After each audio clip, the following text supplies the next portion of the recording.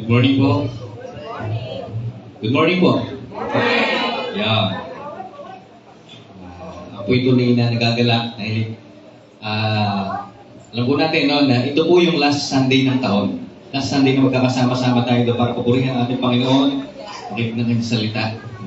And then the next Sunday, another year.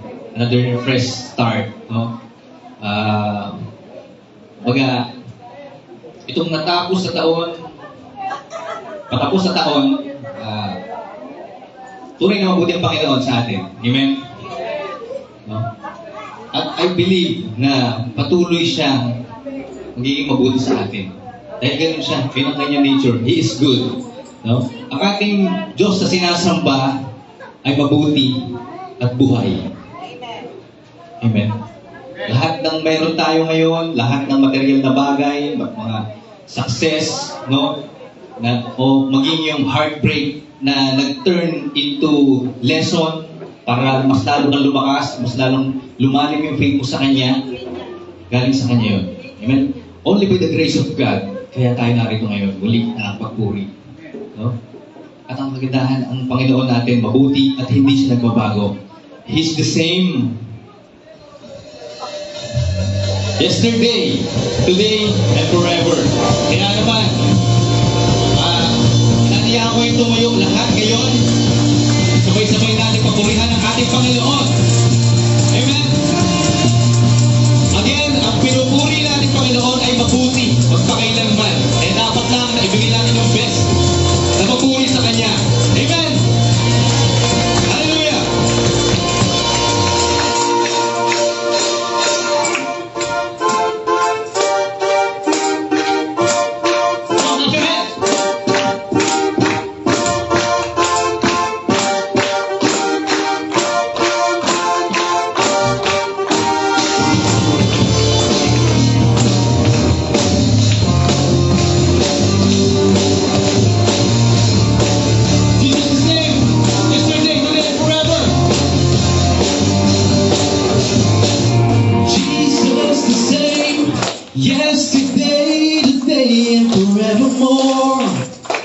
No other name that can save, deliver, and restore. Jesus the same, yesterday, today, and forevermore. There's no other name that brings Jesus. Oh, yeah.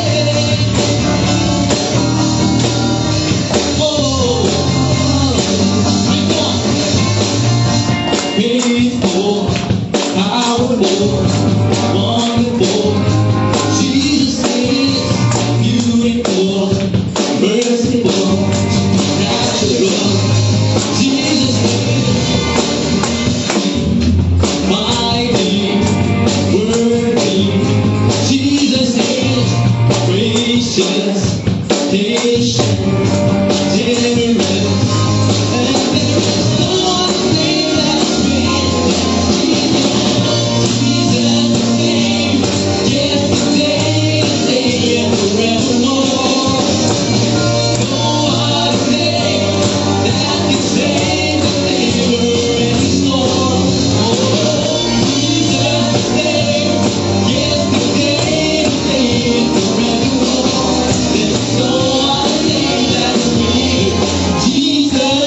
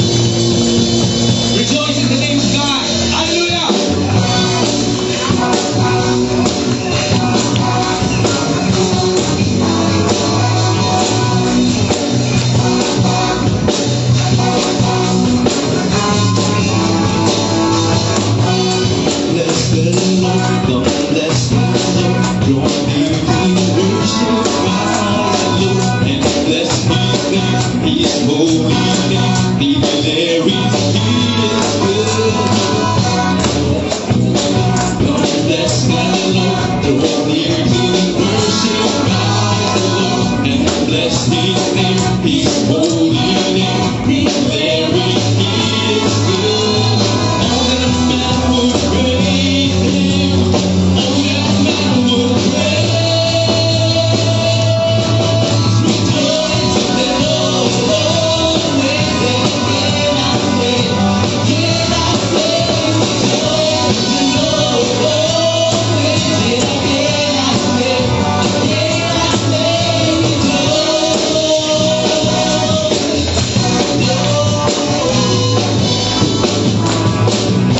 bless the Lord, God bless the Lord, draw near to worship Christ the Lord, and bless His name, His holy name. His very is good.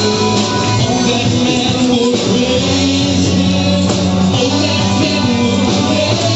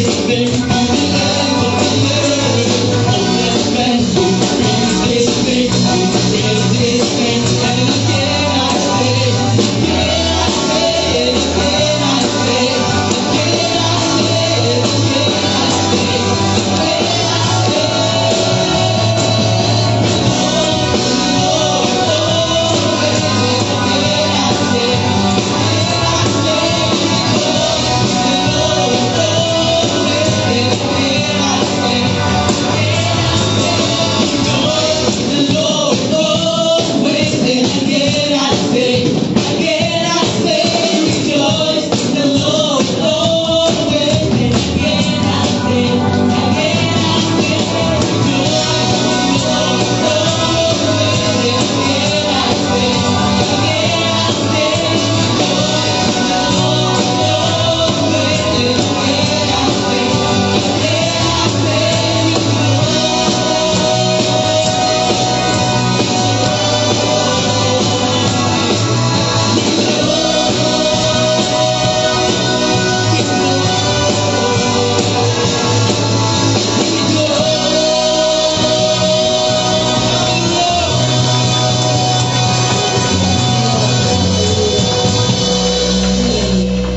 Hallelujah. Bless your holy name, God. You are holy, holy. You deserve all our praises.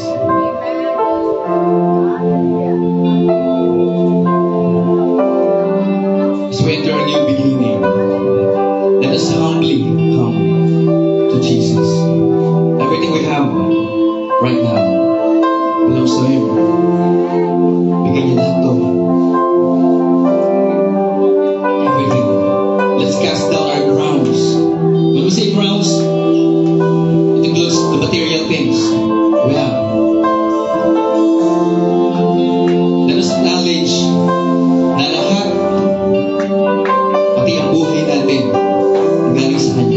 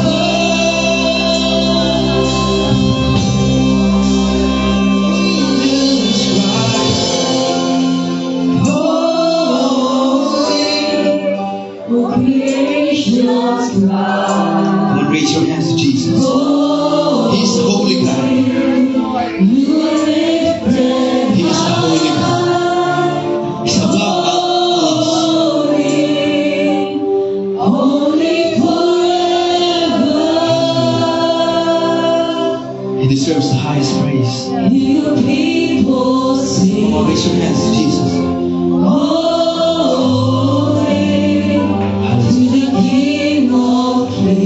We are nothing without Him.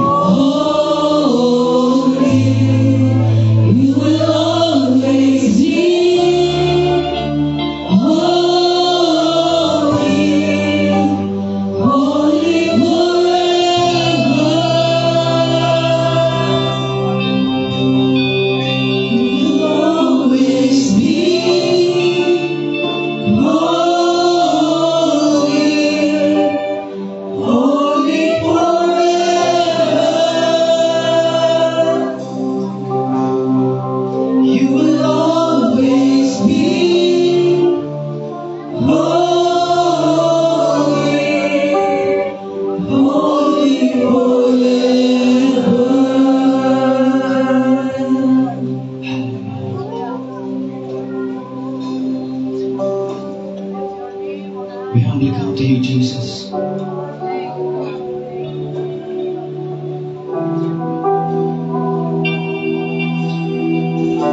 fall down on our knees.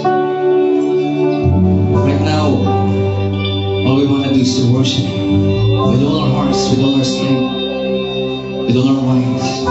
Our full attention to you, Jesus.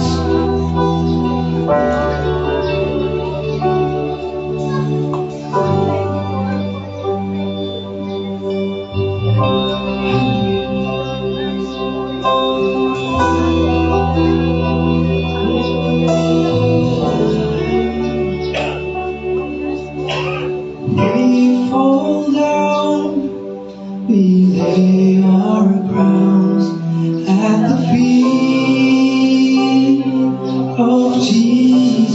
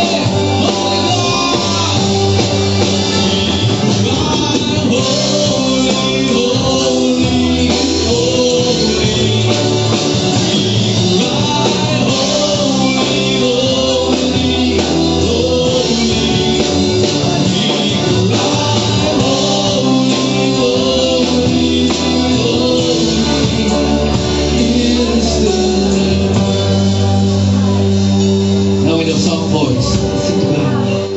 We cry, holy, holy, holy. We cry, holy, holy, holy.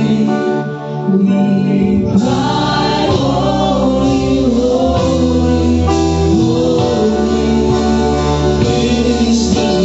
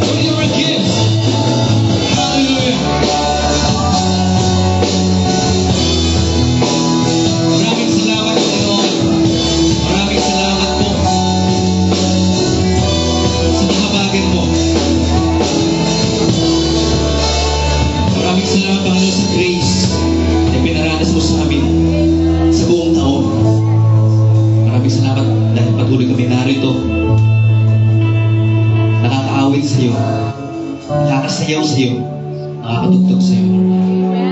Iniaalay namin sa inyo, Panginoon, aming lakas, aming best. Napakabuti mo sa amin. Kulang ang lahat ng mabubuting salita, ang pinakamagagandang kanta, para malagka at itaas ang ngalan mo. Napakabuti mo, Panginoon. Maraming salamat, Panginoon. Wala kaming ibang nais ngayon kundi pasalamatan ka at damhin ang iyong presensya. Sa patuloy, Panginoon, ng aming gawain, dalangin namin, Panginoon, ang iyong patuloy na pagsama sa amin, ang paglubog ng iyong banal na Espiritu sa lugar na ito. Ibuhin mo ang aming puso, ang aming pagdidig. Dalangin namin, Panginoon, ang aming preaching ngayon, na gamitin mo upang hatid ang iyong salita. Huwag manamnam namin, Lord God, ang aming mga maririnig na mula sa iyo. Bless mo po siya, Panginoon, i-anoint mo siya. Tago mo siya sa iyong likuran. Tanging ikaw lamang ang maitaas sa lahat ng aming gagawin ngayon. Maraming salamat po, Panginoon. Ito po ang aming samot na langit sa mga pangyariang pangalan ng aming Panginoong Jesus. At yung magsabi na, Amen.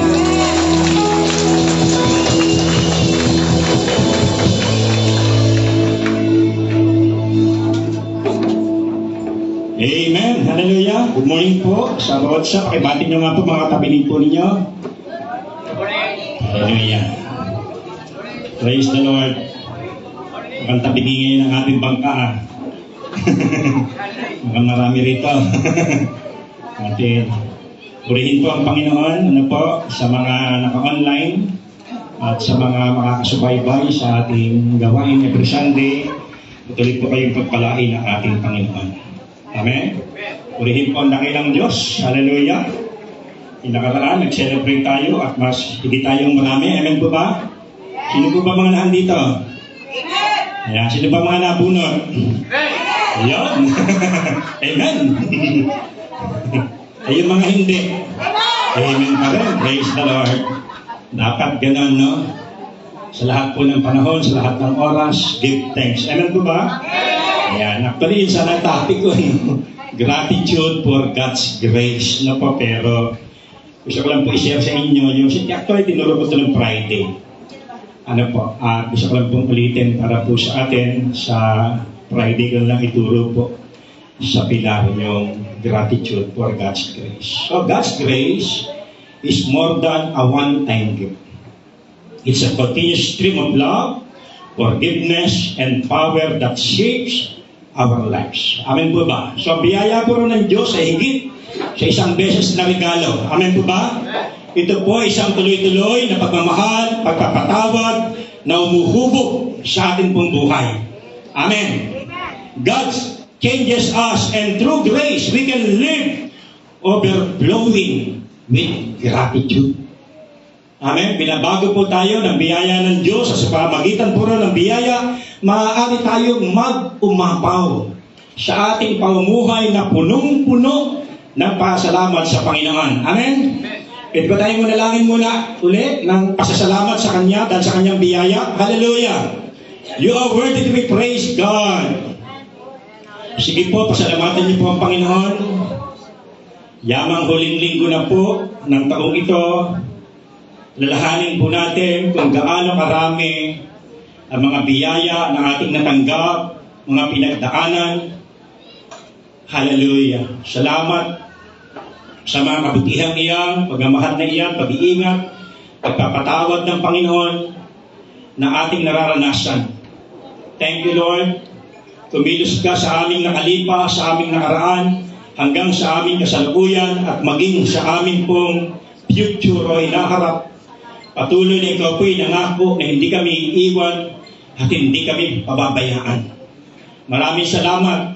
Maging aming pagtawid sa taong ito tungo sa 2025, Lord God, kung paano mo kaming sinamahan ngayong taon, higit mo kaming sasamahan sa panibagong taon. In the name of Jesus, salamat sa biyaya ng buhay, salamat sa kaligtasan, salamat sa napakaraming pagpapala na nag-uumapaw, abot-abot ng kasaganaan at pagpapala na aming tinanggap para mapunuan ang lahat ng aming pangangailangan. Thank you, Lord, sa iyong pag-iingat sa amin, sa kabila na kami po'y dumadaan sa mga aksidente, karamdaman, Panginoon Diyos, pero salamat po. Hanggang ngayon, nakatayo kami at sama-sama pa rin kami na nahandito. Ang lahat ng iyan ay dahil sa inyong nga pong biyaya. Grasya lamang sa amin na kami pagtiwalaan, na kami tawagin, bigyan ng napakaraming kaloob, mga regalo para magamit sa inyong nga pong ubasan. Thank you, Lord, sa iyong pagtitiwala para sa amin. Salamat po sa simbahang ito na nagsisilbing silungan po namin. Salamat sa mga pastor, sa mga leaders, sa mga pamilya nito. Salamat sa mga volunteers. Salamat po sa lahat-lahat ng mga miyembro na pinagkatiwala mo sa iglesia nga po ito. Thank you, Lord, sa kanilang mga tulong, suporta na ibinibigay, Panginoon. Salamat. Salamat po at sa marami pang bagay na ipapakita at ipaparanas at ipagkakatiwala sa amin na maraming kaluluwa, pamilyang kaluluwa. Amen. Hallelujah. Thank you, Lord, sa lahat nga po ng iyan, Panginoon Diyos. Salamat. Inaanay niyo po ang bawat isa. Thank you, Lord God, sa breakthrough sa lahat po ng bagay na inyo nga pong ginawa sa aming pong buhay at mga gagawin pa, Panginoon. Ama, maraming salamat sa inyong mga salita. Nag-encourage sa amin, minsan nag-review, nagtutuwid sa amin para isaayos yung amin pong mga buhay pananampalataya. Thank you, Lord God. Sa bawat pagsubok, Amen. Hallelujah. Sa bawat problema, hindi kami naigupog nito. Nakalampas kami rito. Thank you, Jesus. Thank you, Holy Spirit. Yan yung nga pong mag-umapaw sa aming puso, sa aming pagkatao, ang taos-pusong para salamat dahil sa inyong mga biyaya niya. Ngayong umaga, aming ine-entrust sa inyo, ang aming pag-uusap, ang aming pag-aaral, patuloy kayong maparangalan. Luwalhati, ang yabang lingkod ay mababa, sa kataalaman, kaunawaan, karunungan, igawad sa amin. At nangin namin tagumpay, kabutihan, at pagkapala ng umagang ito. Salamat po. Ito po ang aming panalangin sa pangalan ng aming Panginoong Jesus, lahat nga po ng anak ng Diyos. Magsabi na? Amen! Hallelujah! So, paksa natin ay amazing grace, no? Why grace changes everything. Bakit po ba ang biyaya ng Diyos ay bumabago sa lahat po ng bagay, no? Kahanga-hangang biyaya ng ating pong Panginoon. Puntahan po natin. Alam po natin to. Nabasa niyo na po yan. Maraming beses. Basahin ulit natin. Yung Luke chapter 15, 11 to 24. Sinabi pa ni Jesus, isang tao ang may dalawang anak na lalaki. Ang wika ng bunso, Ama, ibigay na po ninyo sa akin ang mamanahin ko at binahagi sa kanila ng Ama ang kanyang ari-arian. So sa kanila, no? Pati yung panganay, binigyan. Pagkalipas ng ilang araw, ipinagbili. So yung ano yan, parang sa Bible milong ano yan, A, B, ano. Pinagbili ng bunso ang kanyang ari-arian at nagtungo sa malayong lupain. Taglay ang buo niyang kayamanan at dooy nilustay na lahat sa diwastong pamumuhay. Nang malustay na niya kanyang kayamanan, nagkaroon ng matinding tagutom sa lupain niyaon at nagdalita siya. Kaya't namasukan siya sa isang mamamayan ng lupain niyaon, siya pinapunta nito sa bukid upang mag-alaga ng baboy. Ibig sana niyang punuan ang kanyang pagkain kahit ng mga bungang kahoy na pinapakain sa mga baboy, ngunit walang magbigay sa kanya. Nang mapag-isip-isip niya, kanyang ginawa na sabi niya sa sarili, ang mga alila ng aking ama ay may sapat na pagkain at lumalabis pa samantalang ako'y namamatay sa gutom dito. Babalik ako sa kanya at sasabihin ko, Ama, nagkasala po ako sa Diyos at sa inyo. Hindi na po karapat-dapat na tawagin ninyong anak. Ibilang na lamang ninyo akong isa sa inyong mga alila. At tumindig siya pumaroon sa kanyang ama. Malayo pa ay natanawan na siya ng ama at ito'y labis ang nahabag sa kanya. Kaya patakbo siyang sinalubong, niyakap at hinagkan. Sinabi ng anak, Ama, nagkasala po ako sa Diyos at sa inyo. Hindi na po karapat-dapat na tawagin ninyong anak. Ngunit tinawag ng ama ang kanyang mga alila. Madali!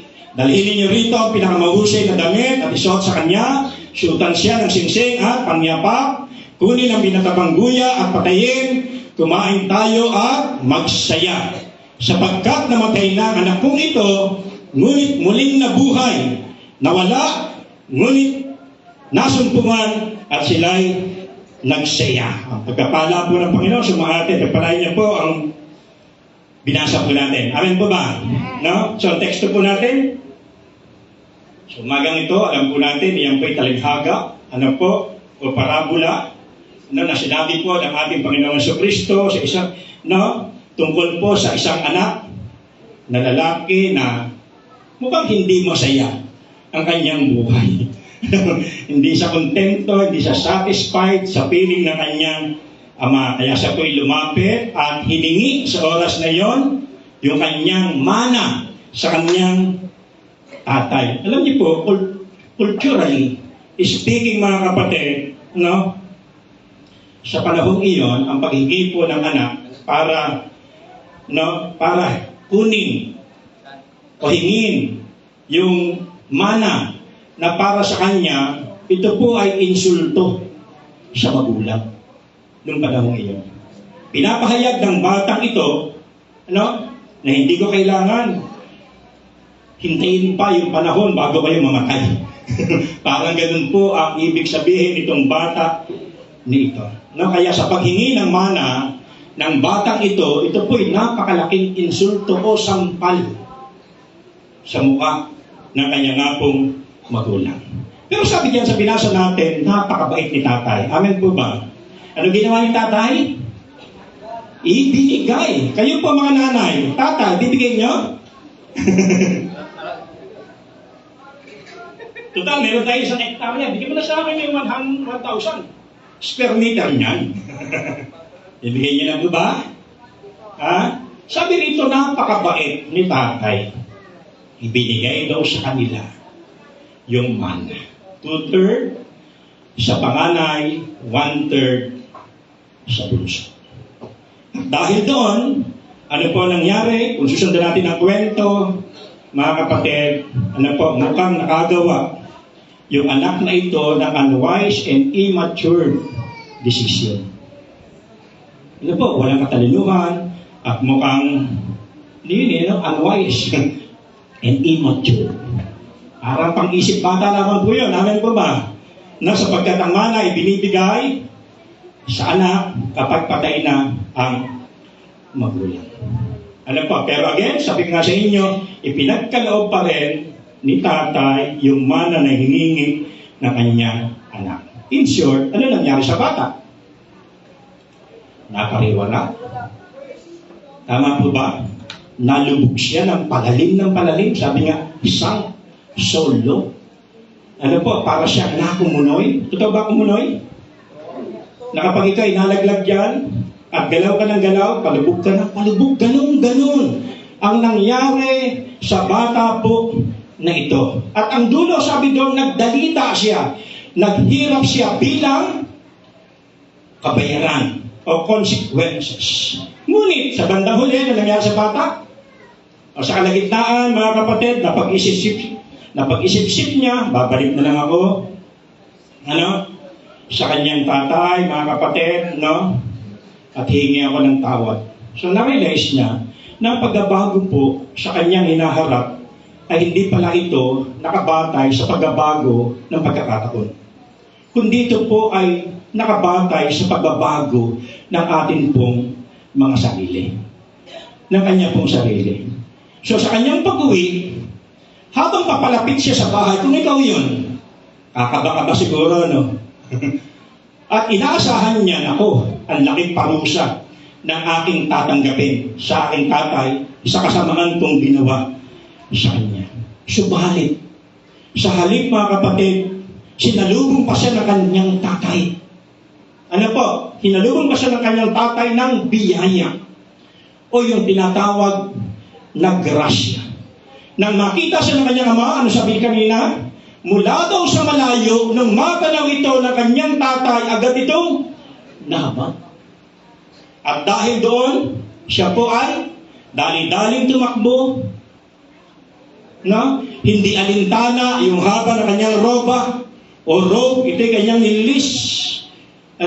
Kahit na mawala kanyang dignity, ang mahalaga para sa akin, dahil sa kanyang habag, mga kapatid, nung matanaw niya ang kanyang anak, agad siyang tumakbo, at nung mapalapit sa kanyang anak, agad niya itong niyakap at pinupog ng halik. Mga nanay, ganyan po ba kayo? Pag na-miss niyo po yung mga apo ninyo, mga anak ninyo, na para bang sabik na sabik tayo na pinupupog ng halik.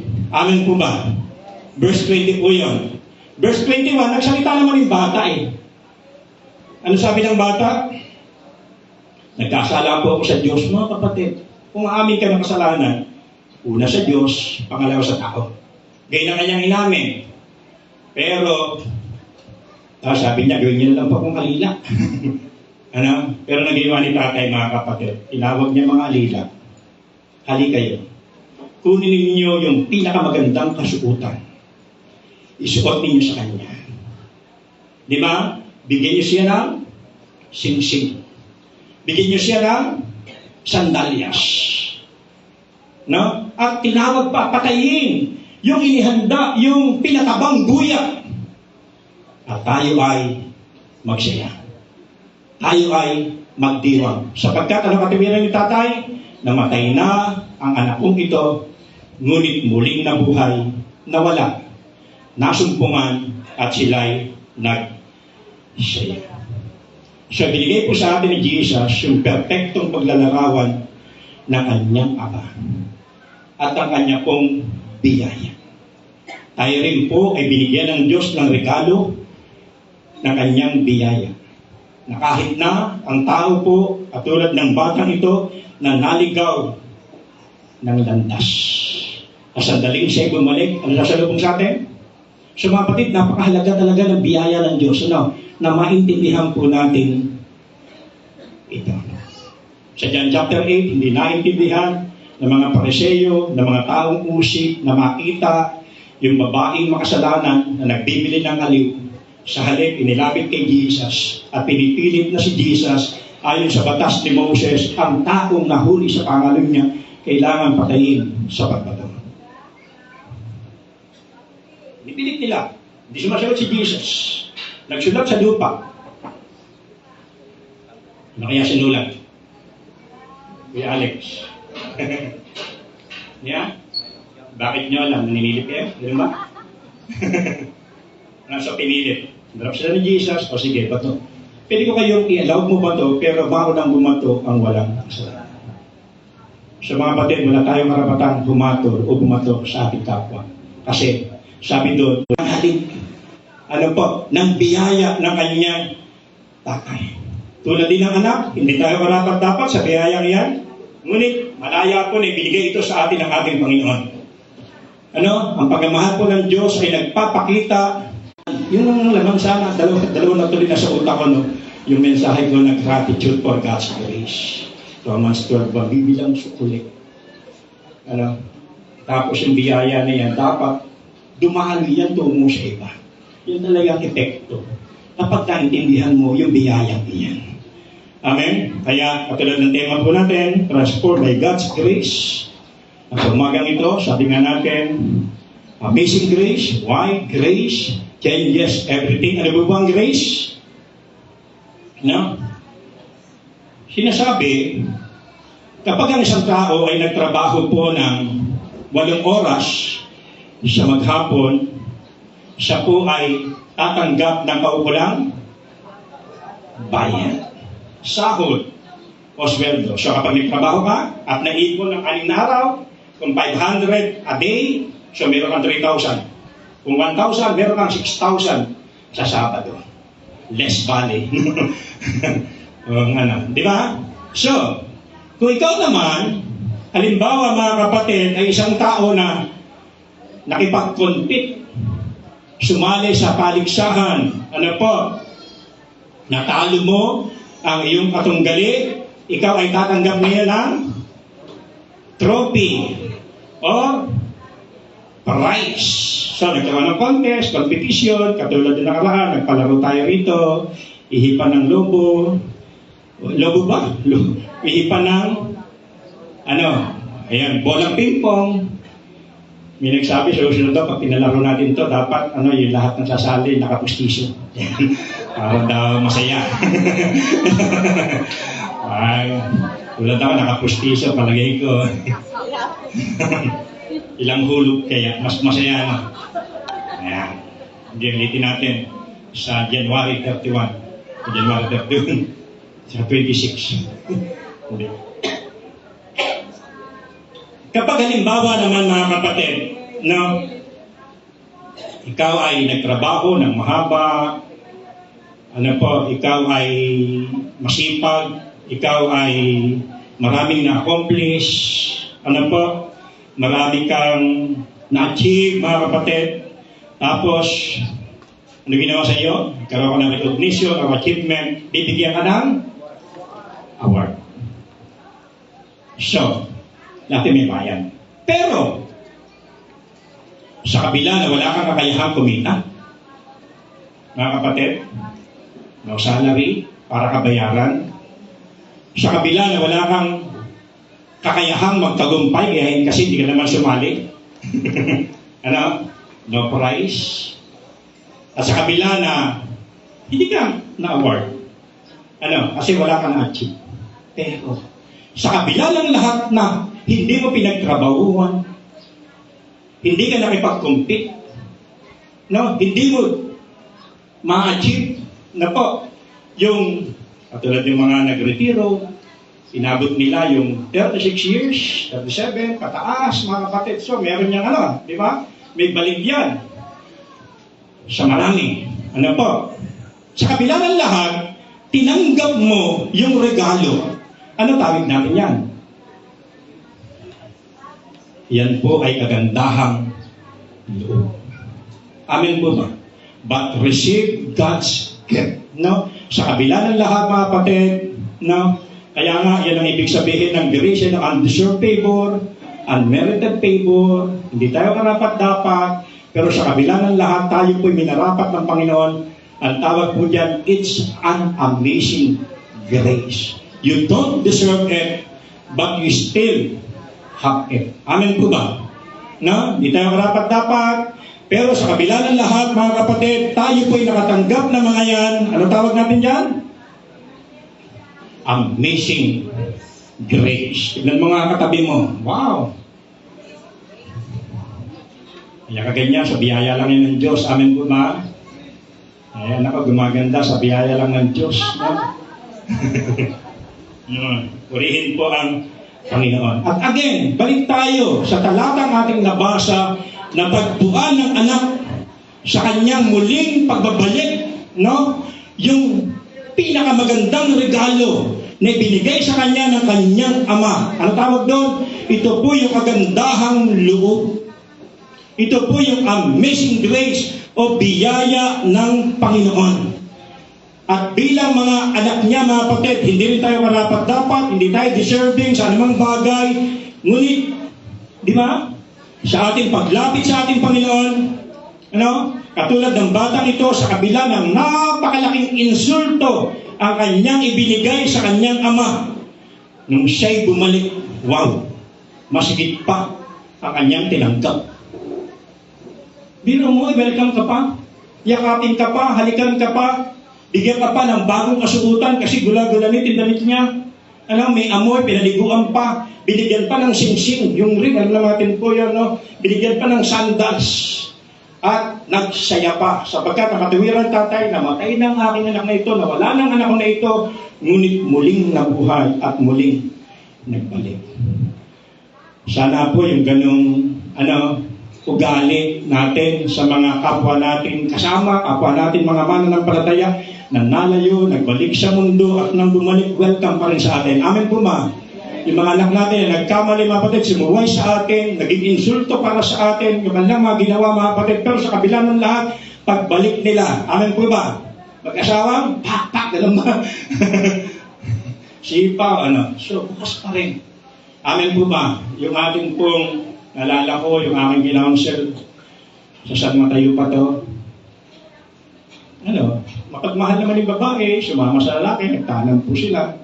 Tumagal po ng mga buwan, nagkausap kami. Sabi ko, balik kayo. Ano po? So bumalik.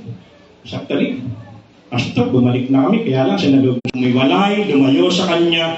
Pero dahil sa biyaya ng Diyos, ini-extend niya yung kanyang amazing grace sa atin. Amen po ba? Sana maintindihan po natin ito, mga kapatid. Ganyan po ang biyaya ng ating pong Ama. Alam natin, nagdibang tayo nakaraan, ganda ng tinuro ni Pastor Dan. Binigay niya yung pinaka, tawag doon? Bugtong niyang anak. Yun, nag-iisa niyang anak para lamang po sa atin pong kaligtasan. Kaya, again, kahit minsan, pinipili natin, sabi ko nga, na tayo po humihiwalay sa ating Panginoon, pero patuloy pa rin po ang kanyang biyaya sa atin. So, wala tayong bagay na dapat gawin para ma-earn natin ito. Sa katunayan, hindi tayo deserving, pero dahil sa kagandahang loob ng Diyos, tinanggap po natin ito katulad ng teksto na ito. Amen po ba? Sapagkat sa biyaya ay naligtas sa pamagitan ng pananampalataya at ito'y hindi sa pamagitan ng inyong sarili, ito'y kaloob ng Diyos, hindi sa pamagitan ng gawa, upang ang sinuman ay huwag magmalaki. Sa pinagkaloob ng Ama, ang kanyang anak, para mamatay sa krus, para po sa ating kaligtasan. So nagkaroon tayo ng kaligtasan, hindi natin deserve. Ngunit dahil sa biyaya, meron tayo ngayon. Amen po ba? Kaya di natin pwedeng isipin na para ako maging acceptable o acceptance, na ba maging katanggap-tanggap sa Panginoon, na po base sa performance o base sa ating mga nagagawa. Hindi po ganon. Amen po ba? Ang gusto po ng ating pong Panginoon, dadagdagan ko ang aking panalangin para maging acceptable ako sa Diyos. Dadagdagan ko yung aking namimemorya na scripture. Lagi ko, gagampanin ang aking ministry. Aagahan ko, makapagpunta sa mga gawain, mga kapatid, consistently, atin ako ng service para masigurado ang ating kaligtasan.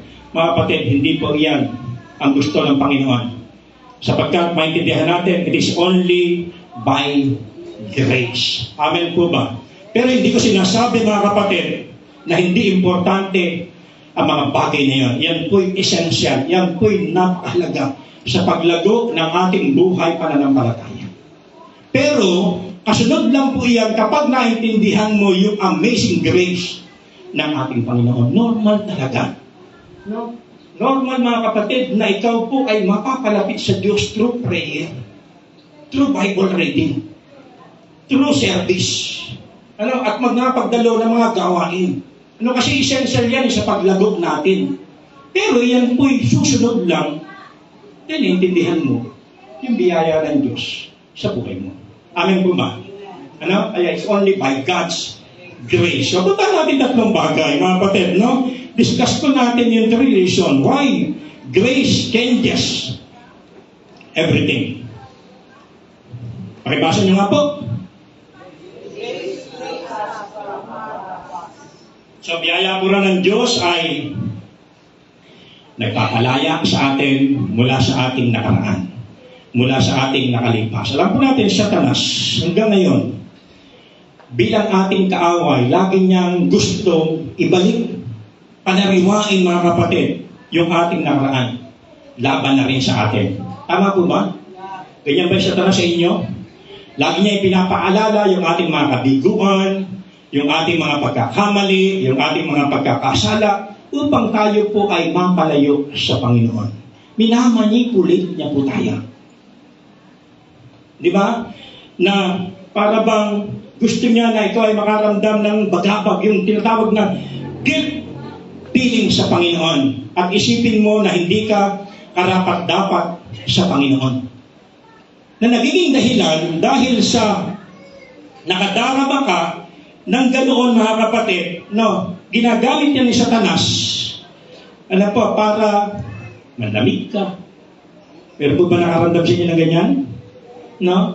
Magbawas ka na sa pagdarasal, magbawas ka na sa pagbabasa ng Bible, hindi ka na mag-involve sa ministry o nabawasan na iyong commitment hanggang kapag pakiramdam mo, linggo, punta ako ng simbahan, pupunta ako, pero kapag pakiramdam mo parang hindi maayos ang katawan, absent, di ba? Ganon.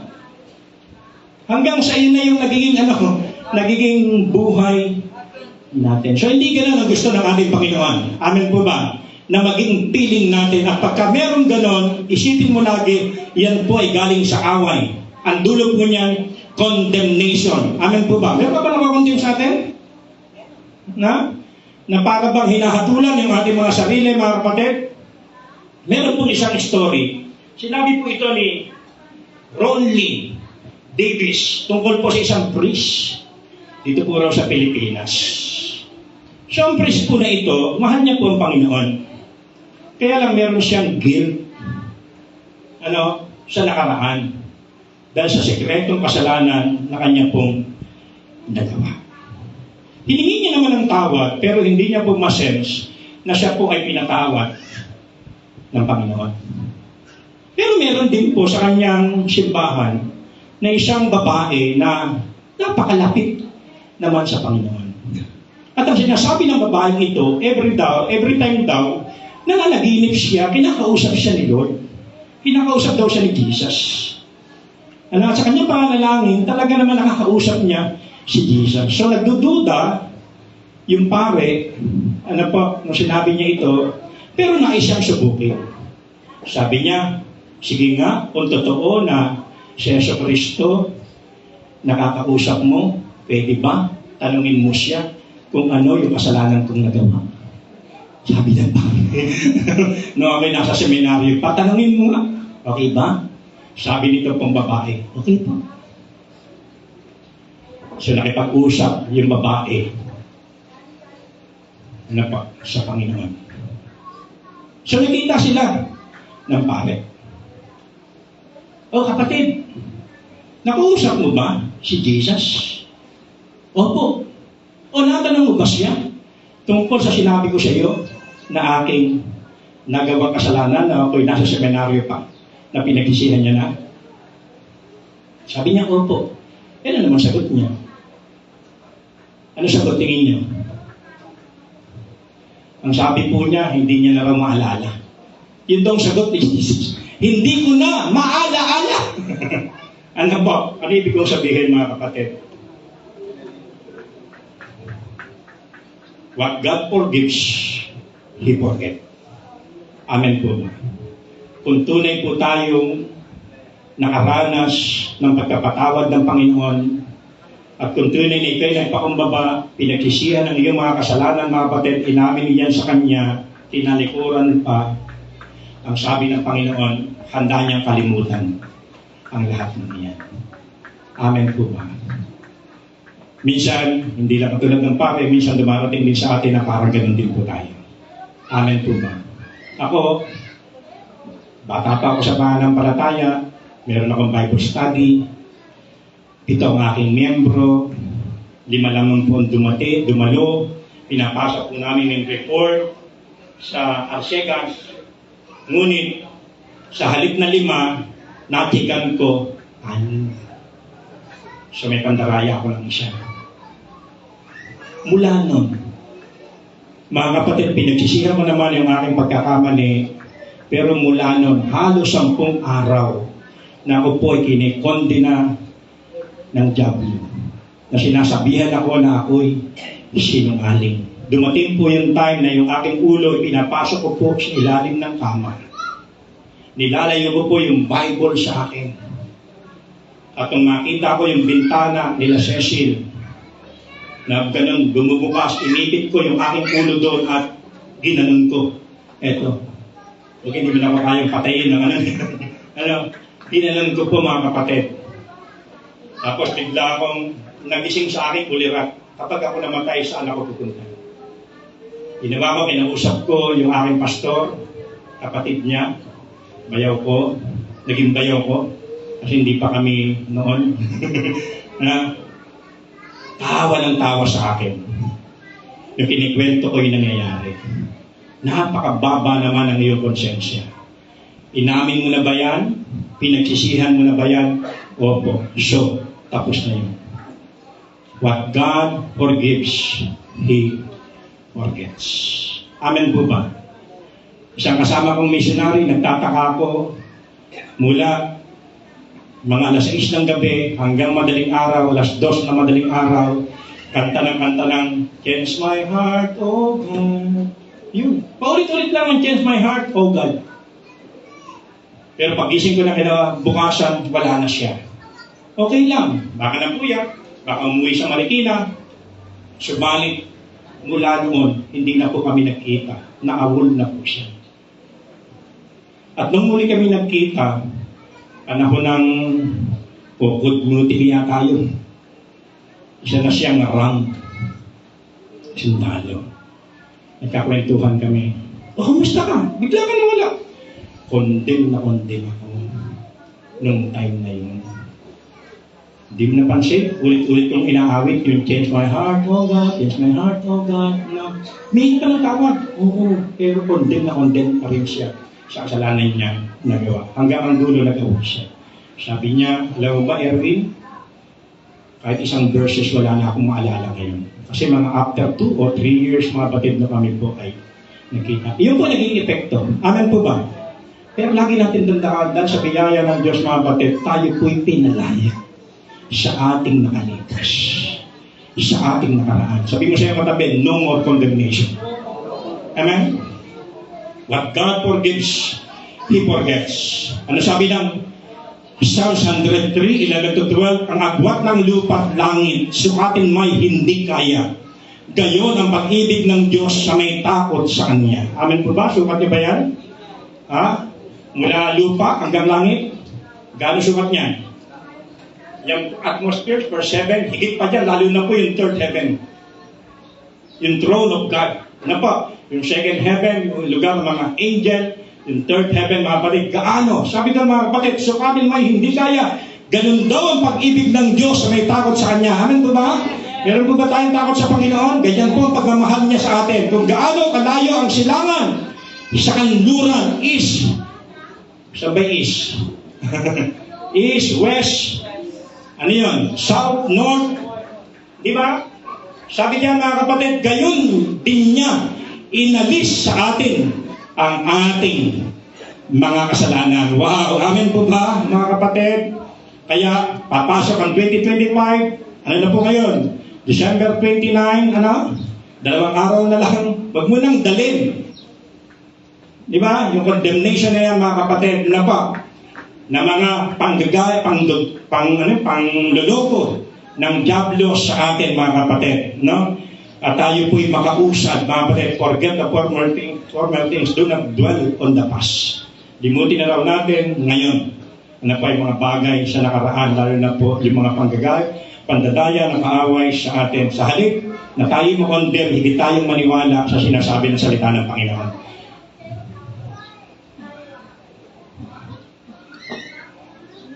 Kaya Romans 8:1, nabasa niyo nga po, therefore, in union with Christ Jesus. Hindi na po raw hatulang maparusahan ang mga taong nakipag-isa kay Kristo Jesus. Sana maintindihan lang po natin yan. Ano po, kaya ibig natin sabihin, mga kapatid, no condemnation. Makikita po natin, marami pong mga lingkod ng Diyos. Sa kabila ng kanilang mga nakaraan, meron silang mga kahinaan, na po, meron silang imperfections, pero sa kabila ng biyaya ng Diyos sa buhay nila, ginamit pa rin sila ng Diyos. Maraming halimbawa, pero naglagay lang tayo ng tatlo. Si David, a man after God's own heart, pero saan siya nahulog?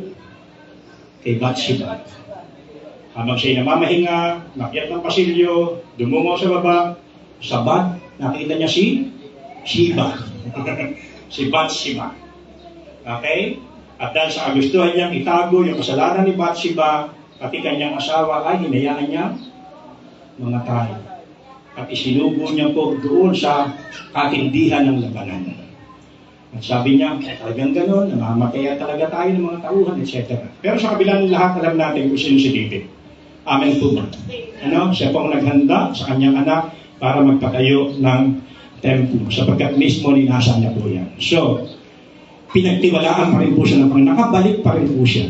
Amen po ba? Nagkwento si Nathan, i-rebuke siya. Ano po? Hindi niya naintindihan yung parabola na kinikwento ni Nathan. Sabi niya, patayin yung taong yan. Kasi may naging bisita. Tapos, sa halip na yung sa kanyang kawan, kumuha ng tupa para patayin, ang kanyang kinuha ay ang nag-iisang tupa ng mahirap na tao. Ano po sa palagay niyo ang dapat ihatol sa taong gumawa ng gano'n? Sabi ni David, patayin. Sabi ni Satan, kayo po iyon. Ang dami niya ng asawa, yung tao na to, isa lang asawa, kinuha niyo ka. So nag-repent siya. No? Pero after niya mag-repent, wow, alam po natin. So may lang consequences, pero kita natin si David. So ganun din po sa buhay po natin. Amen po ba? No? Si Peter, kilala po natin, ilang beses niya dininay si Jesus? 3. Pero sino ba si Peter? Siya po'y naging pila ng church. Si Jonah, tumakbo sa tawag ng Panginoon dahil mukhang masama ang loob. Ayaw niyang mangaral doon sa mga taga-Ninive na mabuso. Ano po, umalitin, nagpahirap, no? Sa kanyang mga kababayan, mga mahal sa buhay. So, ano ginawa ni Jonah? Sa halip nagpunta ng Ninive, saan nagpunta? Tarsus lumayo. Pero mapamaraan ng Diyos. Bumagyo sa barko lang. Bumarko sa paligid lang ng barko. So, sa halip na umamin, sa kanyang pagkakamali, mas gusto niya pang mamatay. Ihulog niya na lang ako sa dagat, kakalma na to. Totoo naman. Pero naglaan ng Diyos ng isang malaking isda. Para sa lulunin, no choice siya, saan siya? Ibinuga sa Ninive. Nangaral siya na walang puso. Pero sa kabila ng lahat na convert, ano po, nakapag, natakot, ano po, nagsisi, yung hari, 120,000, kasama pa yung mga hayop. So, sino pa si Jonah? Marami ding Jonah sa atin. Amen po ba? Maraming beses tayong tinatawag, pero saan ka nagpupunta? Ano? Pero, kaduluduluhan, pare-realize mo. Ano? Minsan gano'n. Pero salamat. Alam niyo mga kapatid na ang biyaya ng Diyos, ganyan po sa buhay natin. Amen po ba? Ano po? Again, katulad ng mga tao yan, pero mightily, ginamit pa rin sila po ng atin pong Panginoon. So sa katunayan, gusto ko lang pong sabihin, hindi hadlang ang ating nakaraan upang tayo po'y mapalapit sa Panginoon. Amen? Bagkus, yan po'y paraan ng Diyos para lalo nga po tayo mapalapit sa Kanya. Ang Diyos, tumitingin siya para mabuild yung ating relasyon sa Kanya. Base sa Kanyang unconditional love. Base sa Kanyang amazing grace. Hindi dahil sa iyong nakaraan. Hindi dahil sa iyong alagayan ngayon, mga kapatid. Amen po ba? Iyan po ay lagi nakabase sa Kanya pong mabiyayang habang sa atin. Ano? At walang kondisyong pagmamahal. Ganyan po ang ating Panginoon. So, the first point na dapat po natin tandaan, mga kapatid, grace frees us from the past. Second, grace prepares us, mga kapatid, for the present. Sa pamagitan ng biyaya na ito, inihanda tayo nito sa anumang bagay na dumarating sa ating pangkasalukuyan. Katulad po ng mga pagsubok, meron po ba rito sinusubukan ng Panginoon? Totoo, lahat tayo. Hindi ho yan nangangahulugan na kapag tayo naging Kristyano na, malaya na tayo sa mga pagsubok. Sabi nga problems are inevitable.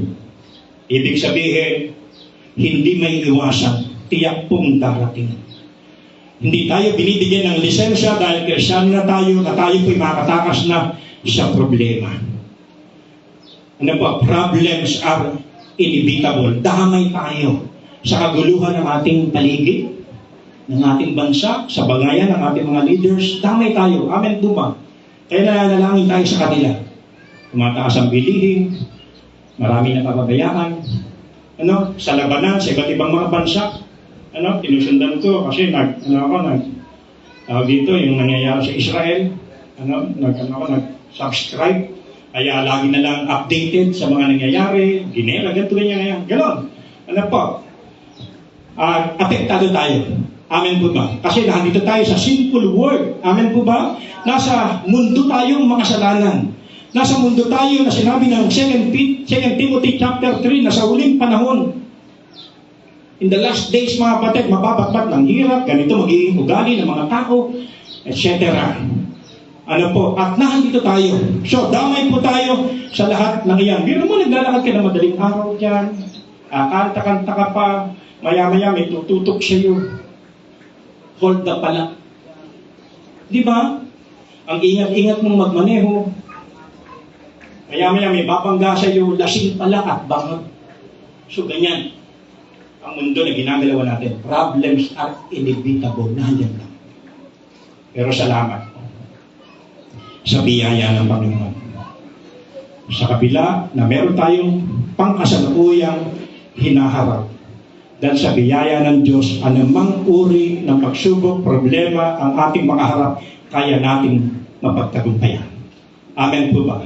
Inihahanda tayo, mga kapatid, sa kasalukuyan dahil po sa biyaya ng Panginoon.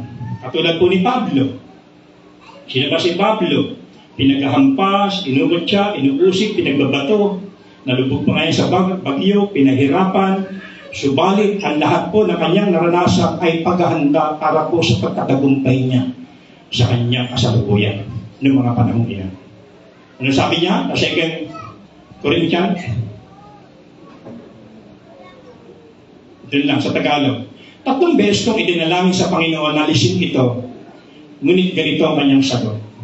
Ang pagkapala ko ay sapat sa lahat ng pangailangan mo, lalong nahayag ang aking kapangyarihan kung ikaw ay mahina, kaya't buong galak kong ipagmamalaki ang aking mga kahinaan upang lalo kong madama ang kapangyarihan ni Kristo. So dito naunawaan ni Pablo, sa kabila ng kanya pong hinaharap, ang kanya pong pinagtuunan ng pansin, mas higit dito ang pinagdaanan ng Panginoong Hesus. Na siya'y nagtiis ng hirap, nagsuffer siya, pero ang lahat ng ito'y kanyang na-overcome, pati kamatayan.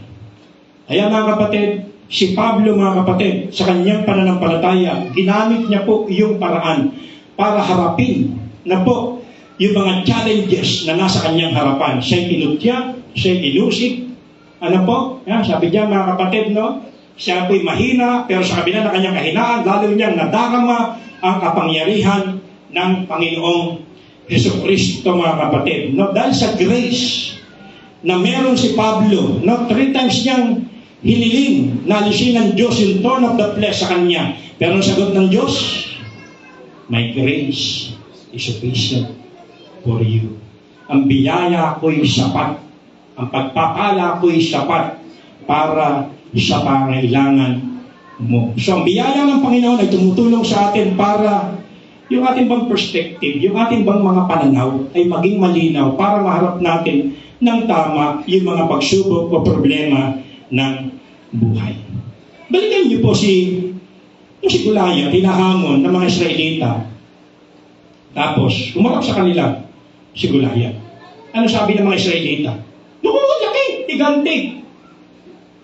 Hindi natin siya kayang patayin. Pero si David, dahil tama yung kanyang perspective, tama yung kanyang pananaw, nakikita niya yung pagtatagumpay na gagawin sa kanya ng Diyos.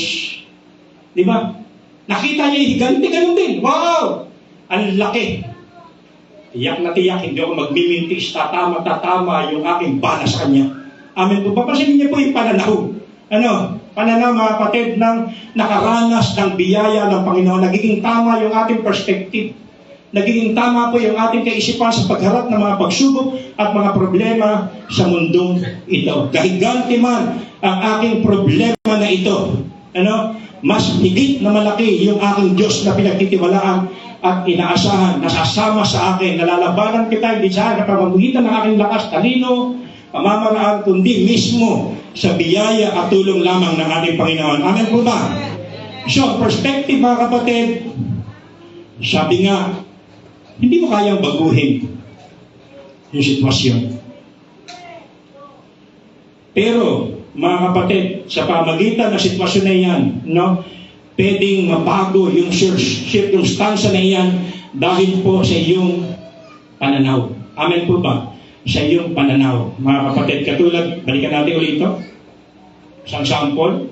Lagi natin ito nadasample, So, may mga katuktupay kanina. Ayaw. So, si Matthew Henry, kilala natin yan. Isang commentator. Ano sabi niya? Hold up siya. Lahat ng bagay na dala niya, kinuha. Na-hold up. Pero sino na po rito na-hold up? May na ba na-hold up dito?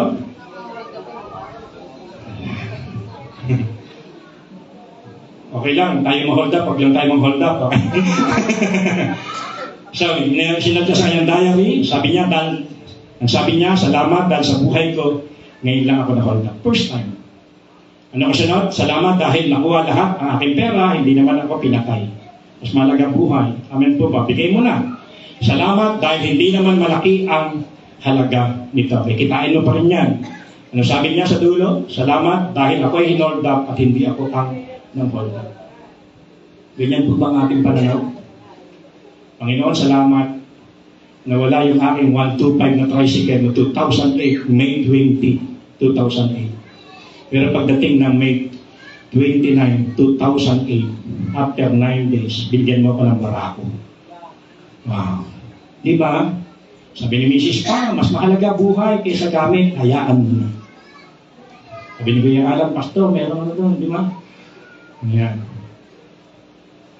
Doon sa Serdico pa yun. Sa naging Greenwich, Bandaron. Doon ko nakuha yung parakot eh. So ganun mga kapatid, no? Sa kabila na tayo po ay nawalan, pero dahil tama yung perspektibo mga kapatid, katulad po ni Matthew Henry, hindi siya naigupo ng pagsubok na pinagdaanan niya. Amen po ba? Sa halip na isulat niya sa kanyang diary, sa kabila ng lahat, nagpapasalamat pa rin siya sapagkat buhay pa rin siya. At salamat ako, hinold up, hindi ako ang nang-hold up. Amen po ba?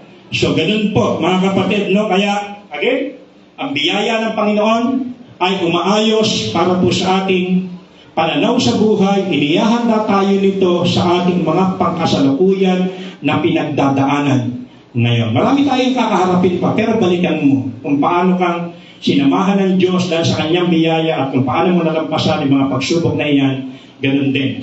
Ano po? Patuloy iyan na gagawin sa atin ng Panginoon. Panghuli, yan, stop na, 2025, grace secures our future, mga kapatid. Nang dahil sa biyaya, meron tayong katiyakan o kasiguraduhan sa hinaharap. God's grace gives us free access to His blessing. Katulad, balikan natin yung kanina na ating binasa. Ang prodigal son na nawalay sa ama, naghirap, halos kumain siya ng pagkain baboy, halos namatay sa gutom, samantalang napag-isip-isip niya sa tahanan ng kanyang tatay, sagana sa pagkain, yung mga alila, sapat na sapat, ang kinakain, lumalabis pa. Kaya later on, na-realize niya, kung babalik lamang ako sa aking ama, ay hindi ko na kakailanganin ang paghihirap pa nito. Ano ibig natin sabihin, mga kapatid? Ano po? Dahil sa biyaya ng Diyos, tayo po ay nakakasigurado na merong security sa ating pong future. Amen po ba? Sa ating pong hinaharap. No? Yan po yung ating pong destiny. Nasabi ng talata, kasi meron bang pinabayaan sa atin ng Panginoon? Wala. Kasi promise niya, kamot mo kang pera, masihan ka, kung meron ka, ano sabi niya? Kasi hindi kita iiwan, hindi kita pababayaan. Promise niya. Naranasan ka bang iwan? Naranasan ka bang mawala ng mahal sa buhay? Ano? Anong sabi ng Biblia, mga batid, ang danyang pangako. Mawalan ka man ng ina, dito ako. Nagsisilbing ima, nagsisilbing ama para sa iyo. So, promise niya pa rin niya. Again, isa pang verse, Jeremiah 29, pakibasa niyo nga po. Ayan. To give you a future and a hope. So, siya po nakakaalam ng ating ng kanyang mga panukala na inihahanda para sa ating ikabubuti. Lands for welfare and not for evil. To give you a future and a hope. No? Para dulutan tayo ng pag-asa sa ating pong hinaharap. So, yan po Jeremiah 29. Bilang pagtatapos, kung kilala niyo po, ano wala? Grace changes everything. It frees us from our past, prepares us for the present, it secures our future. Si John Newton. Kilala niyo po si John Newton? Dati, trabahador lamang po siya sa isang English slave ship. Hanggang dumating po yung time na siya po ay naging commander mismo ng barko. Ang slave ship, mga kapatid, ay cargo boat na ginagamit pang transport ng mga alipin. Mula England, babiyahin po ng ito pong barko ni John Newton. Kasama po siya, wala po yung laman. Tutungo po yan sa pampang ng Afrika. At sa Afrika, siya po ay didihag, dudukot, kukuha ng mga lalaki at babae.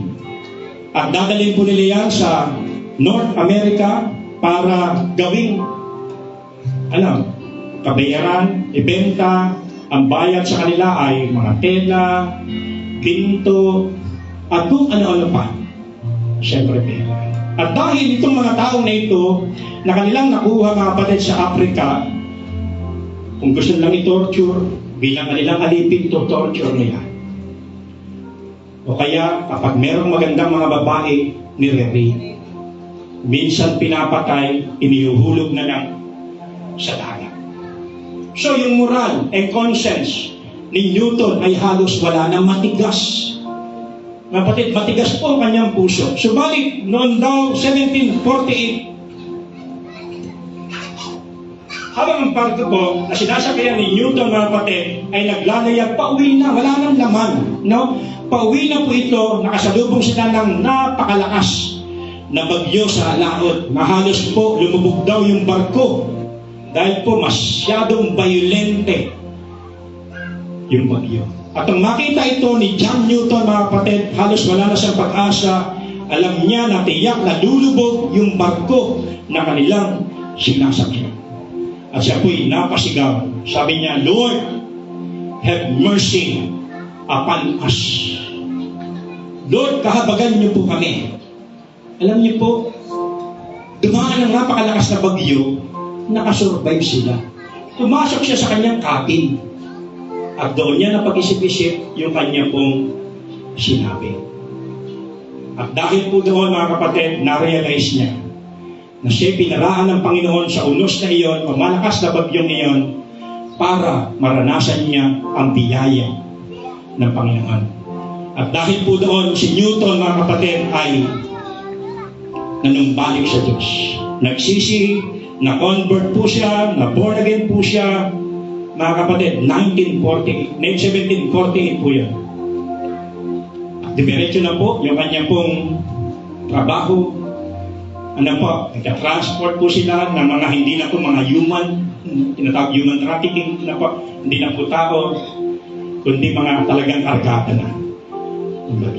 At noong 1779, habang siya po'y nagbagla sa barko, sumulat po siya sa kanyang journal. Alam niyo po kung ano kanya sinulat?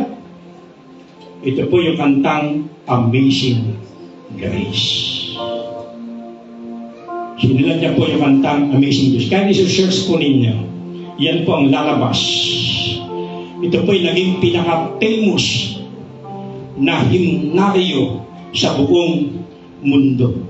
Ano po? At noong 1782, nang siya po'y malapit na malagutan ng hininga, ano po, halos makalimot na siya ng alaala, pero merong dalawang bagay na hindi po naglaho sa kanya. Ang sinasabi niya, una, ako'y makasalanan.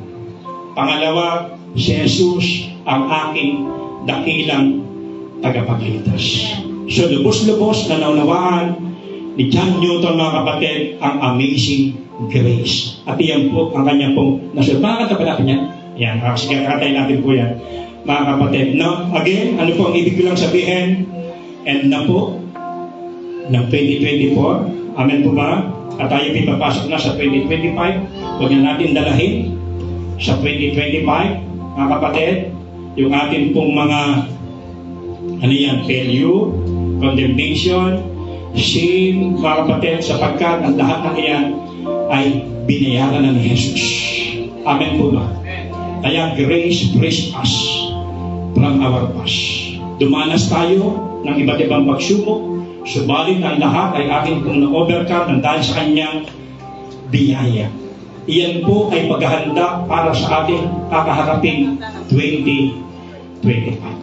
At kung paano po tayo tiyak na sinamahan, pangako niya, kanina sa Hebrew 13 verse 5, hindi ko kayo iiwan, hindi ko kayo pabayaan, wala akong plano para mapasama ka, ang plano ko sa inyo para sa inyong kabubuti at bigyan kayo ng pag-asa sa inyong future.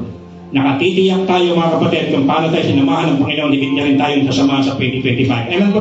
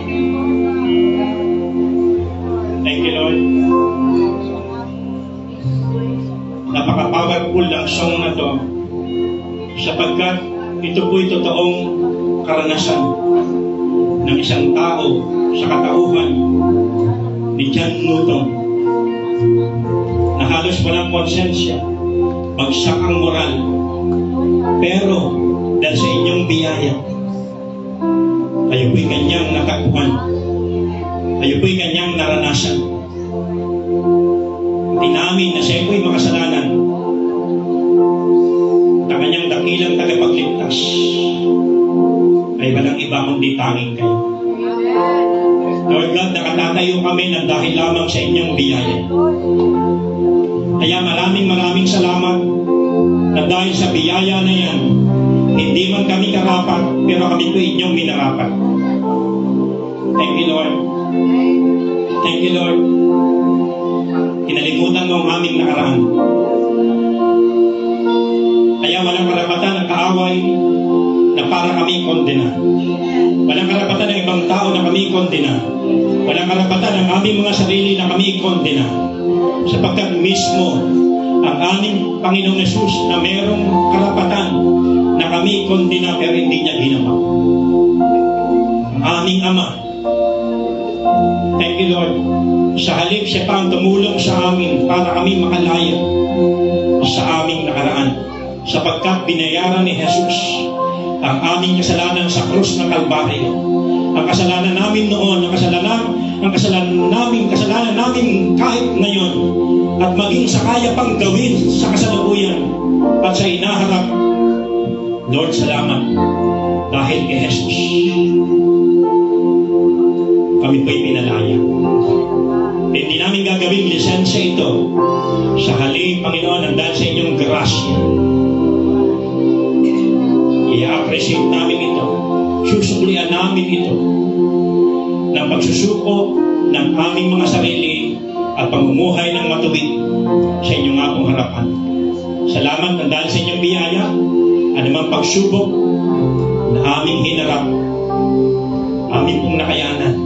Katulad ni Pablo, mas tinignan niya ang ginawa mo, Jesus. Ang inyong pagtatagumpay kahit sa kamatayan, sa kabila ng inyong pagtitiis ang hirap, kayo po ngayon ay pinararangalan. Kaya naman ang aming pananampalataya ay amin lamang pong iaangkla sa aming Panginoong Yesus. Nang sa gayon, anumang uri ng aming kinakaharap ng mga challenges ng buhay sa ngayon, Panginoon, hindi ito nakakagbupo para sa amin. Salamat po sa tagumpay ni Jesus na pinamana sa amin para kami magtagumpay. At salamat sa iyong promise. Meron kaming katiyakan sa aming future.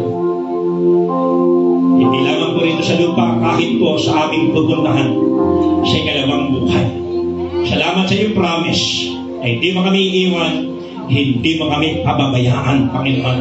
Salamat sa iyong presensya sa buhay mo na yan, sa buhay namin na yan, Lord God. Kaya ano nga po na patuloy kami lumago sa aming pakikipag-ugnayan sa inyo. Pinahahawakan namin ang iyong pangako. Wala kayong pinlano sa amin para kami mapasama. Labi ang gusto mo, kami po'y makabuti. At gamitin ang buhay na ito para po sa inyong apong ubasan. Doon tinatanaw namin ang 2025. Salamat po na higit mo kaming dadagdagan. Higit mo kaming pangungunahan. Higit mo kaming pagpapalain, Panginoon. Higit mo kaming gagamitin, Panginoon Diyos, nang dahil lamang po sa inyong biyaya na hindi kayang ubusin. Sa halip abot-abot ang pagkapala at kasaganahan para nga po sa amin. Salamat po sa mga katotohanan ng inyong mga salita, Panginoon Diyos, sa katauhan ng aming binasa na bunsong anak. Pero sa kabila ng lahat, yung biyaya ng kanyang Ama, yung biyaya ng aming Diyos, ipinakikita mo sa amin. Thank you, God. Thank you, Jesus. Thank you, Holy Spirit. Hallelujah. Thank you, Lord. Palakpakan natin ang ating Panginoon. You are worthy to be praised, Lord. Hallelujah. Thank you, Diyos. Thank you, Jesus. Thank you, Holy Spirit. Minsan pa nga po, ulitin natin ang amazing grace.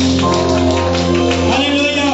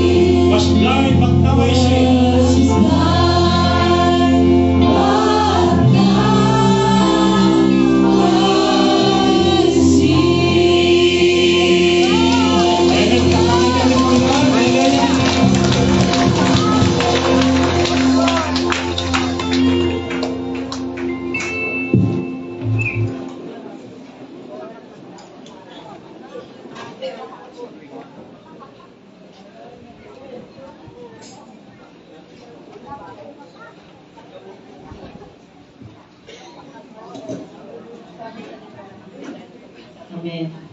Naalala ko po itong kanta na to, Amazing Grace. Kinanta ko po yan nung high school ako.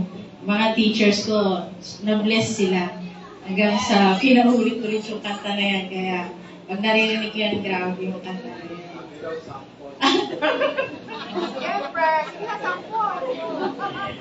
Second Corinthians 9, verse 9. Gaya ng masusulat, siya'y nagsabog, siya'y nagbigay sa mga dukha. Ang kanyang katuwiran ay nananatili magpakailanman. Siyang nagbibigay ng binhi sa mga hasik at ng tinapay bilang pagkain ay siyang magbibigay at magpaparami ng inyong binhi upang ihasik at magpaparami ng mga bunga ng inyong pagiging matuwid, na kayo ay pinayayaman sa bawat bagay dahil sa inyong kagandahang loob na sa pamamagitan namin ay nagbubunga ng pasasalamat sa Diyos. Sapagkat ang pangangasiwa sa paglilingkod na ito ay hindi lamang pumupuno sa pangangailangan ng mga banal, kundi umaapaw rin sa pamamagitan ng maraming pasasalamat sa Diyos. Hawakan po natin yung ating mga kaloob, tayo po ay manalangin.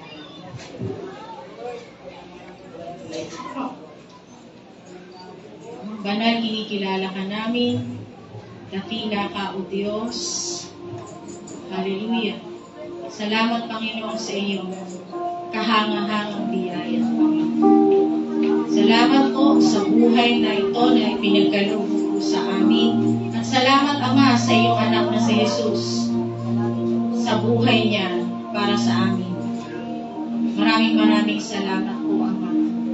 Tunay na ang iyong mga salita, ang iyong mga pangako ay tapat. At turuan mo po kami, Panginoon, na magbigay ng hindi mabigat sa aming kalooban, kundi maging taos sa aming mga puso, hindi obligasyon, kundi magkaroon kami ng kasayahan, kagalakan sa aming pagbibigay. Makita namin, Panginoon, na ikaw yung Diyos noon, hanggang ngayon, Panginoon, na hindi namin dapat isipin kung ano yung kakailanganin namin sa kinabukasan dahil ang iyong pangako ay hindi mo kami pagkukulangin, Panginoon. Salamat, Ama, at gamitin mo po, Panginoon, ang bawat kaloob ng bawat isa. Turuan mo rin kami, Panginoon, na magbigay, tumulong sa mga nangangailangan, Panginoon. Gaya ng iyong mga ginawa, Lord God, nung ikaw ay nandito pa, Panginoon. Salamat po.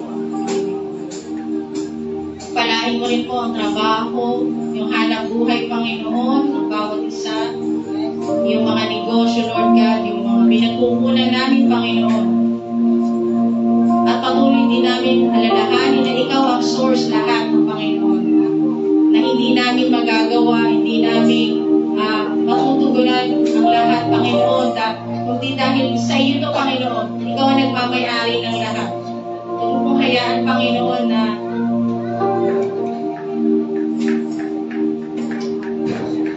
paalala mo po sa amin, Panginoon, na ikaw ang lahat ng meron kami ngayon, Panginoon. Dahil sa iyo nagkagal ang lakas namin, Panginoon. Salamat, Ama. Dahil napakabuti mo sa amin sa bawat isa. Lord God, salamat po muli. Patuloy na gamitin mo po ito sa ikaluluwalhati mo, Panginoon. At muli, Panginoon, binabalik namin sa iyo ang mga tamis. Masasalamat, Lord, at magdakila sa iyo.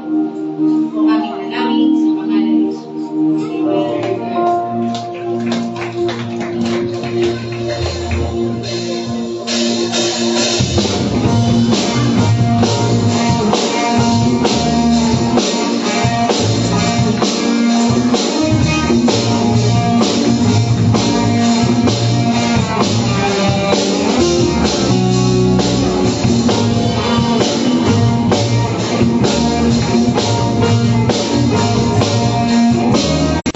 Happy birthday po. Sige po, wait lang po natin sila. Amen.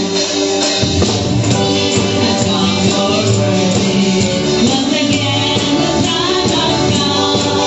Our love is here from eternity. Yeah, the one for you.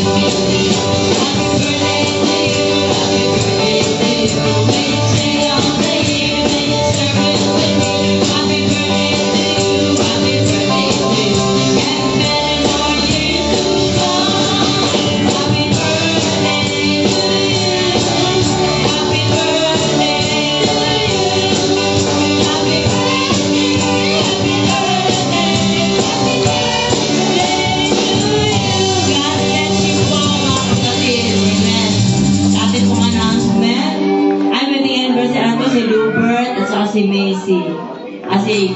Si Mr. June and Mahaya. Happy anniversary, mga kapatid. Ano po si Lubert? Kailan sila Lubert? Si Alwin din, siya si Lady Ann Pardo. Happy anniversary po. And then, sino pa po? Lubert, di ba sa Macy, ano po anniversary din nila?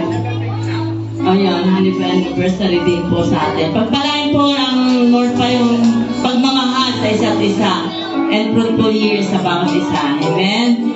Sige po sa ating announcement. Sige po. Yun po, patuloy na pinagpapanawagan yung Wednesday prayer gathering po natin. Every Wednesday, 6 to 7:30.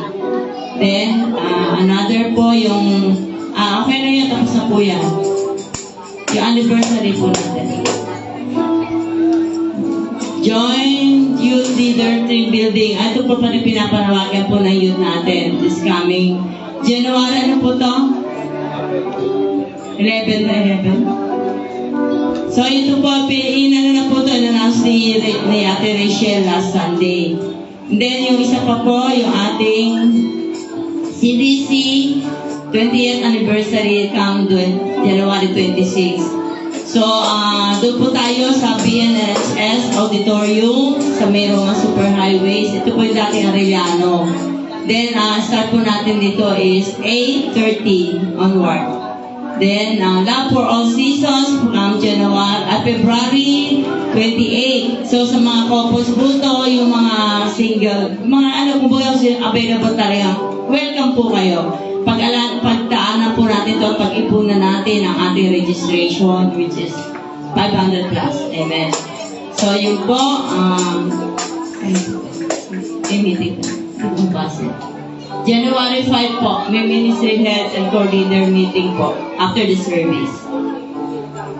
Ayun, si Rupert sa anniversary natin. Happy anniversary po. Then, greet us all at tumayo po tayong lahat at patuloy natin pasalamatan ang Panginoon. Hallelujah. Dakilang Diyos na makapangyarihan, pinupuri at pinasasalamatan ka namin, O Diyos. Maraming salamat po, Lord, sa kapangyarihan na inyo pong mga salita sa umagang ito na patuloy po nagpaalala sa amin, patuloy nagpapalakas sa amin, O Diyos, nagbibigay sa amin ng pag-asa, Panginoon, na dahil lang po sa grasya mo, kami nga po'y nakatatayo sa iyong harapan. Maraming salamat po sa dakilang pag-ibig mo sa amin, O Lord, sa kabila ng aming mga pagkukulang. Kayo po'y nananatiling tapat sa bawat isa po sa amin, O God. Naniniwala po kami sa darating na taon, patuloy mo kaming sasamahan, patuloy mo kaming kalalakasin, patuloy mo kami bibigyan ng pag-asa, Panginoon, na sa taong ito, Panginoon, dakilang bagay po, Panginoon, na aming mararanasan mula sa inyo, aming Ama. Kaya patuloy kami nagtitiwala, patuloy namin pinapasakop sa iyo ang aming mga buhay, O Diyos. Tinataas po namin sa inyo, Lord, ang mga kapatid po namin, nagdiriwang at magdiriwang ng kanilang mga kaarawan. Patuloy po siyang biyayaan, Panginoon, ng malusog na pangangalawan at mga biyaya at pagpapala nagmumula po sa inyo, Lord. Higit sa lahat, ang desire ng puso nila ay patuloy pong i-grant, O Lord. Patibay ng pananampalataya, Panginoon, at pag-asa, at patuloy na magampanan ang tungkuling iniatang mo sa bawat isang iyong tinawag sa iyong ubasan, Panginoon. Ganon din po sa mga mag-asawa na magdiriwang ng kanilang mga anibersaryo. Patuloy pong patatagin ang kanilang pagsasamahan, punuin ng pagmamahal, punuin ng biyayang nagmumula po sa inyo, O Diyos. Higit sa lahat, patuloy na kayo ang maging sentro ng kanilang pagsasamahan, O God. Pagpalain mo rin po ang bawat mga kapatid ko na narito sa iyong harapan sa umagang ito, maging sa mga ng kanilang tahanan, naka-online, Panginoon. I-bless mo nga po ang bawat isa at patuloy na sa atong Espiritu mo ang patuloy na mangusap sa puso't kaisipan po namin, O Diyos. Gawin mo po kaming patuloy na daluyan ang pagpapala para sa iyong iglesia, O Diyos.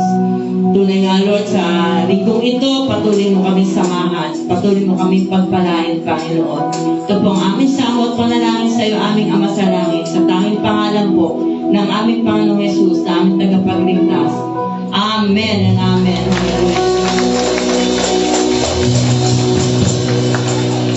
We are family here. Amen? Amen. So, kaya lang, ito ang huling Sunday ng taon. So, lilipat tayo ng taon, hindi natin mababati personally yung mga bawat isa, no, ng Happy New Year. So, as we sing this song, pwede ba umikot tayo? As much as possible, lahat, mabati natin personally na Happy New Year. No? Salubungan natin ang bagong taon ng masaya, tulog ng pag-ibig ng Diyos. Sige, umikot tayo. Hallelujah!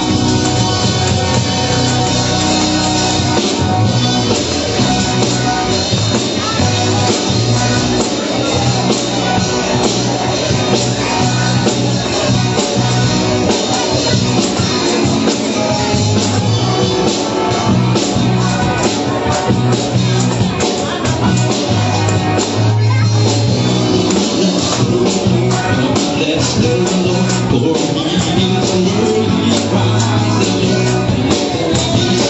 He is holy. He is very, He is good. Bless the Lord, God bless the Lord, for He is mercy. Praise the Lord, and bless His name. He is holy. He is very, He is good. Oh, that man will praise Him. Oh, that man will praise. Rejoice in the Lord always, and again I say, rejoice in the Lord always, and again I say,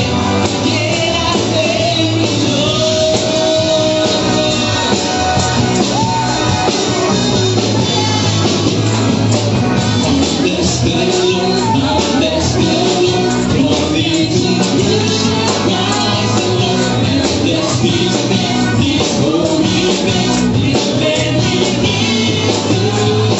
Oh, that man would praise Him. Oh, that man would praise. Rejoice in the Lord always, and again I say, rejoice in the Lord always, and again I say, rejoice in the Lord always, and again I say, rejoice in the Lord always, and again I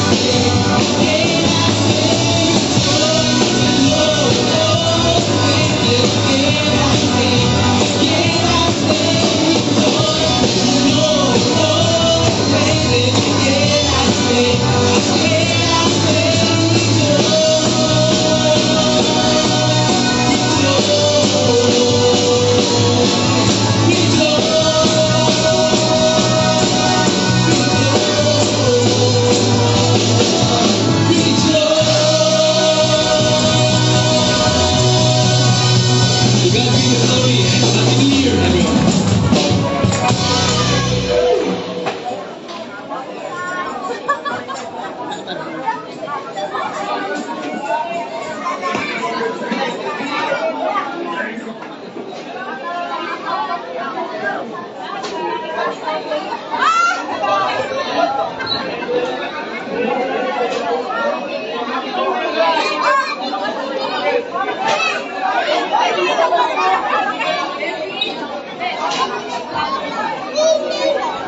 Thank you.